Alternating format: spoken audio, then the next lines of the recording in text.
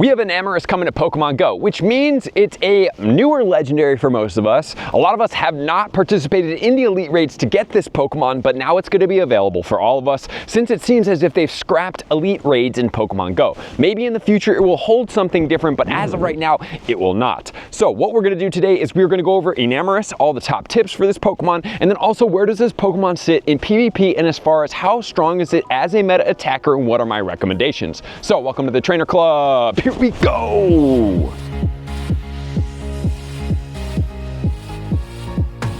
Are you guys ready for this Enamorus? This Pokemon is going to be the incarnate form. It's going to be a flying and a fairy type Pokemon, which means that this Pokemon is going to have some good resistances and some strengths that we're going to be going after to exploit its weaknesses to be able to take this Pokemon down. And I just want to let you guys know about the nutrition program. I have a couple of people asked. I am almost at the point of launching it. So please stay tuned. I can't wait to help you guys get healthy. Can't wait to share all this information about being healthy, about feeling your best, about getting up every single day and being excited about life and not being held back by all of the poisons and toxicities that you guys don't know that you're encountering on a daily basis. I can't wait for all of you guys to experience that health, wealth, that you deserve. As far as my recommendations here, I've talked about it in the tip guide for yesterday's event. If you guys want to see it, you can check it out up here. My main tip is going to be to take your time on Enamorus. Why take your time? Because Enamorus does not have its shiny out, which means inherently, as we've seen in everything in Pokemon Go, eventually the shiny will come out. So would you just go out there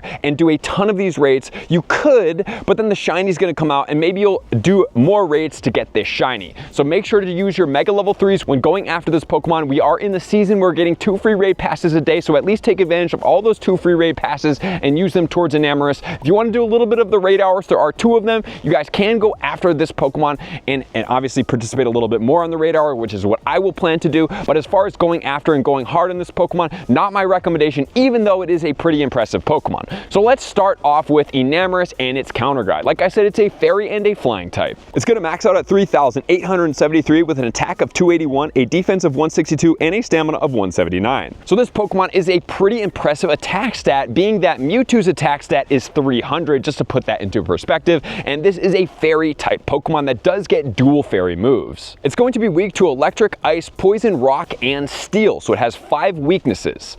No double weaknesses, so it's not going to go down insanely fast, but we can still take it down relatively easily. It's going to have 1 times resistance to dark and grass, and then it's going to have a double resistance to quite a few things, including bug, dragon, fighting, as well as ground. Extremely impressive to be able to be double resistant to those moves. As far as its fast attacks, it's going to get Zen Headbutt, Astonish, and Fairy Wind. And as far as its charge moves, it's going to get Dazzling Gleam, Grass Knot, as well as Fly. So it is going to be able to use its dual typing as well there. As far as the 100% IVs, it's going to be 1957 under every condition but 2 at level 20.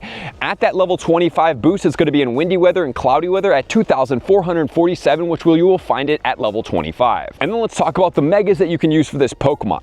So we have the fairy types, which is going to be Gardevoir, Mawile, Altaria, as well as Mega Diancie. And Diancie is going to be one of those Pokemon that I point out here because Diancie is going to have a rock type move. So Diancie, you're going to be able to use it as a yielding Mega, and then you're also going to be able to use it as an attacking Mega as well because of the flying type on that Pokemon. So I definitely suggest you guys do use this specific Pokemon. And then as far as the flying type Megas, we're going to get Pidgeot, Pinsir. We have another good one in here that's going to be Aerodactyl. This one will yield you the XL candy from the matched flying type, and the rock type will be able to help you go after it. We're going to be able to get Salamence, Rayquaza, and then the Mega Charizard Y. And then according to Pokebattler, it's going to take 1.54 trainers to take this Pokemon down. So it's not a crazy strong Pokemon, and we can be efficient with it. As far as the top counters, we're going to get the Metal Claw, Sunsteel Strike by the Duskmane Necrozma. In spot number 2, we are going to be getting the Shadow Metagross with Bullet Punch, Meteor Mash being that Calm Day move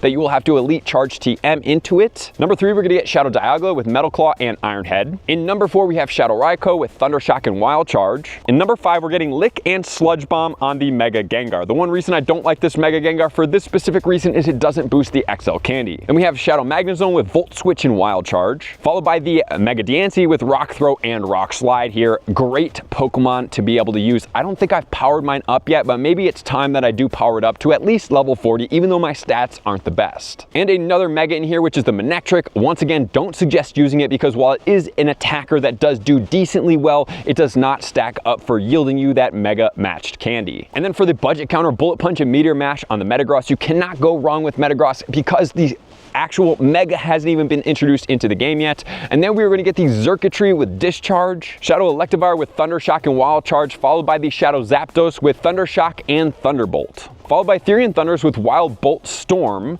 and then we are going to be getting the Zekrom. Zekrom is going to have Fusion Bolt. Then we have the Shadow Excadrill, which you could also use the regular Excadrill with all Steel-type moves, and then there is that Mega Aerodactyl. So the Diancie is better than the Mega Aerodactyl. The Mega Aerodactyl is way more budget than the Diancie, so either one I'm okay with you guys using. Then we have the Shadow Gigalith, we have the Mega Rayquaza coming in here, then we have the Nihilego, the Mega Tyranitar, and so far down the list. The one thing about the Mega Tyranitar is that it is going to be weak to Fairy because of its dark typing. So those are everything that you need to know about the counters. Guys, if you guys do want to go after this Pokemon, like I said, I suggest doing at least the 2 free raids every single day to be able to start yielding you with the Mega matched for the typing and candy at Mega level 3. You will start to stack up on the XL candy so that when the shiny does come out and maybe you do decide to put a little bit more effort and energy and maybe some money into this Pokemon, at least then you'll have a great base. You can hunt the Hundo then if you don't get it now, and then obviously you'll be able to hunt the shiny. So now let's change over into the best of the best and see what do we do with Enamorus in Pokemon Go. Well, according to the Pokemon Go Hub, they have ranked it an A attacker, so let's see where it does sit as a fairy type attacker in the lineup. So at the top we have Mega Gardevoir with Charm and Dazzling Gleam at an ER value at 47.06. And then we have the Shadow Gardevoir 39.19, followed by the Incarnate Enamorus at 38.82 with Fairy Wind and Dazzling Gleam. So you're looking at these Pokemon. Well, the thing about the Gardevoir is obviously the Mega is something that you can only do a few times, right? You only get to use one of those actively. You cannot use multiple of them. Then we go down to the Shadow Gardevoir. Well, that one is a budget counter. It does take more Stardust to power up Shadow Gardevoirs. But then we have the Enamorus, but that one is not a budget counter because you have to pay for the XL candy through raids, or you just have to be efficient with doing all of your raids. And with the 2 raid passes free this season, it's an absolute W for that XL candy right now. So you can kind of use it as a budget counter if you do go after it appropriately. In the 4th spot overall, we have the Xerneas with Geomancy and Moonblast at 37.21, followed by the Shadow Granbull at 35.06.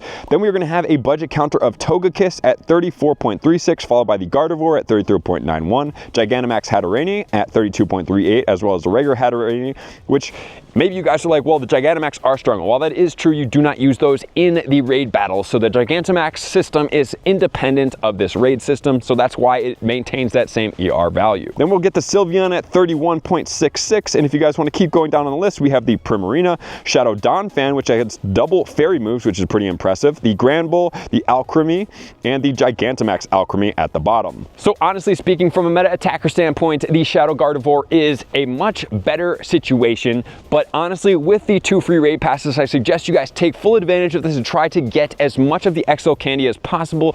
Do not miss any of your free raids for this entire spout of the Enamorus because you will be able to get this XL candy basically for free, which makes it somewhat like a budget counter. But then let's change over into GBL and see where it sits for that. In the Ultra League, it's ranked 179. So usually legendaries are not the strongest in the Great or the Ultra League. So for the Master League, it's going to be ranked 41 with Fairy Wind, Fly, and Dazzling Gleam. So rank 41, that's pretty good. However, we want to look at all of the fairies out there. So Florges is actually going to be ranked 21. Florges is an all budget counter and is active right now by catching all the Flabébés. So you don't even have to use this Premier XL candy to be able to get it there. That's coming from catching legendaries. So if you guys do want that, that is something to consider. Then we have 22 at Xerneas, we have Tapu Lele, and we have Zacian as well. So there are a lot of different attackers out there that you can use. Just pick the one that fits into your team best. But as far as Enamorus, like I said, the shiny is not out yet. I do like this Pokemon. It is pretty strong in a limited fairy attacker field. So I do suggest you guys do all of the free raids of the day. If you want to go a little bit above and beyond, cool, but don't go and kill yourself because the shiny is not out yet. And I know we're all going to be wanting that shiny when it does come out. So thank you guys for being here as always. I love you guys. I appreciate you guys. I'm going to see you guys out on the next video. Peace.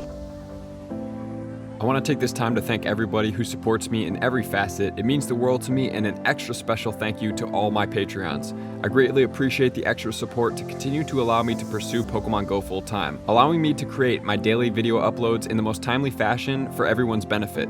Plus, I get the amazing experience of sharing my creative processes behind the scenes and rating all around the globe with select upper tiers. Thank you everybody for being a part of the Trainer Club. You all mean the absolute world to me, and I will see you guys out on the next video.